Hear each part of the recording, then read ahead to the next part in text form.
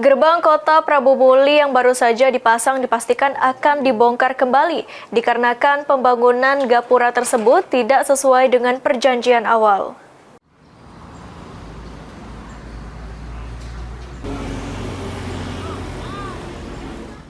Gapura atau gerbang kota Prabu Muli yang telah terpasang akan dibongkar kembali oleh pemerintah kota Prabu Muli.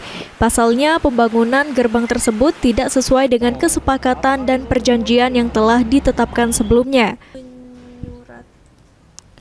Wali Kota Prabu Muli, Arlan, mengatakan pihaknya telah menyurati perusahaan pelaksana pembangunan dan dalam waktu dekat akan memanggil pihak perusahaan untuk dimintai klarifikasi serta pertanggungjawaban.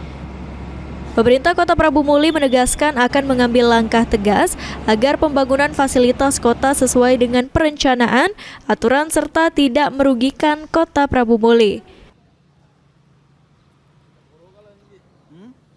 Itulah Cak, ini kirim surat Cak panggil karena itu gerbang sesuai dengan dari awal. Iya, desain awal ya. Itu Cak panggil itu Cak kirim surat. Soal pengawasan juga Cak, kemarin diawasi, tapi orang situ tak luput apa yang dia diperintahkan oleh Pak Dinas. Kendak diubah.